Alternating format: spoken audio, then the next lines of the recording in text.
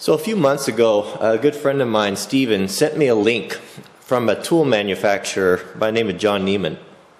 And he produces some of the most beautiful timber framing tools, axes and such, draw knives that I've ever seen.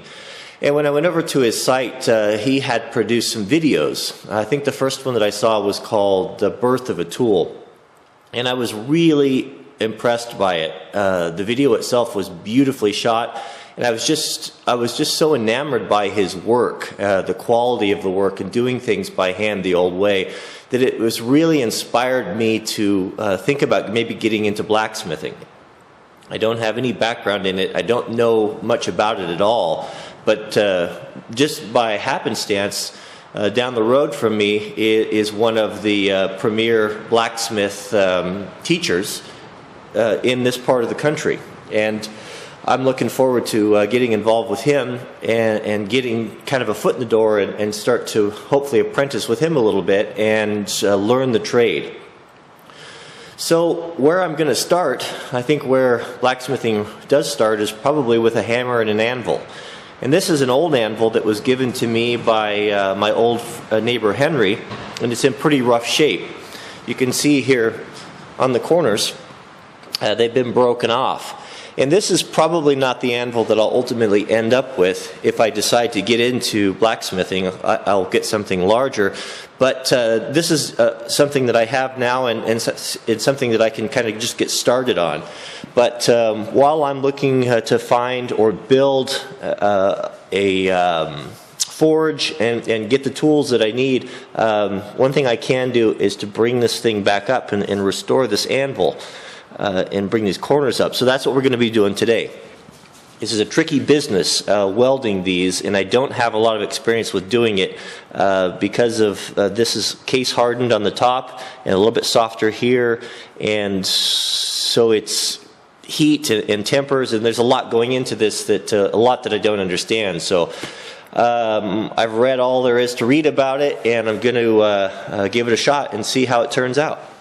Before I start welding, I'm going to clean this all out real good with the grinder with the wire brush on it and remove any rust or loose materials that will help the weld bond better to the anvil.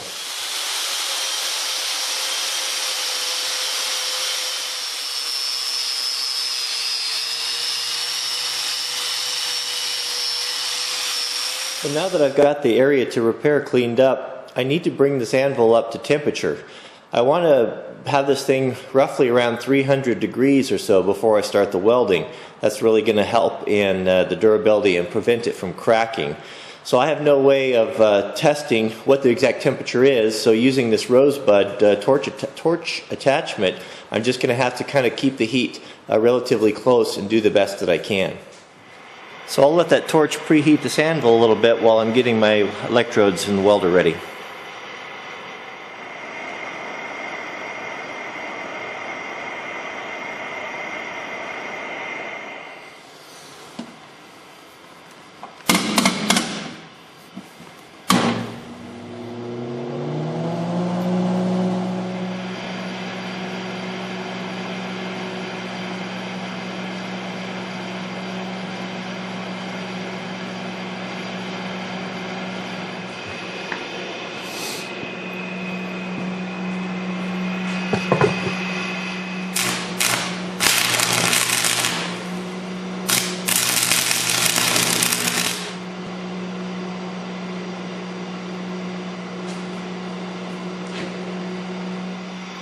So after you make your first pass of welding, you need to knock the slag off and peen the welds.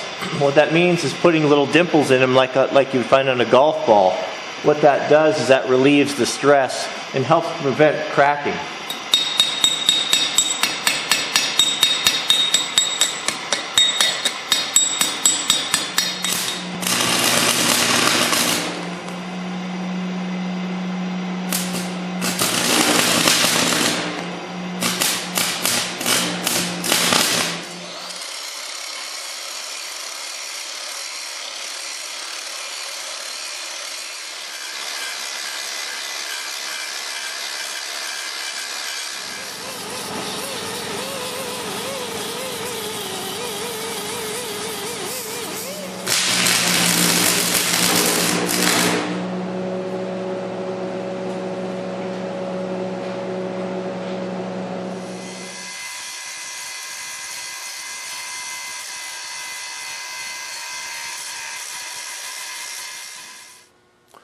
So there's the finished product. It turned out really good. Filled that in, and I'll tell you what, it's not any worse than it was before. Will it hold up? That remains to be seen, but I did the best I could.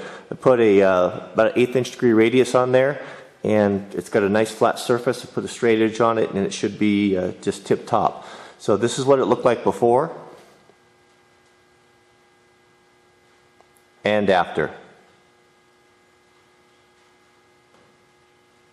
So once I get the other side of the anvil done, I've got a couple of really nice hammers. These both are hammers that my grandfather gave to me. This one has a handle on it that's not real nice, so I'll be making new handles for these. But very nice. Be a nice good snap-on head, so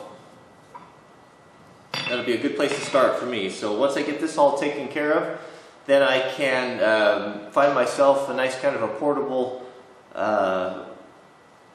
forge, so I can heat the metal. I have a supplier of coal that's just down the road from here, so he imports it from West Virginia, so really nice coal for blacksmithing, and then I'll kind of be on my way and start making my tools, my tongs and center punches, and I'm looking forward to learning this trade.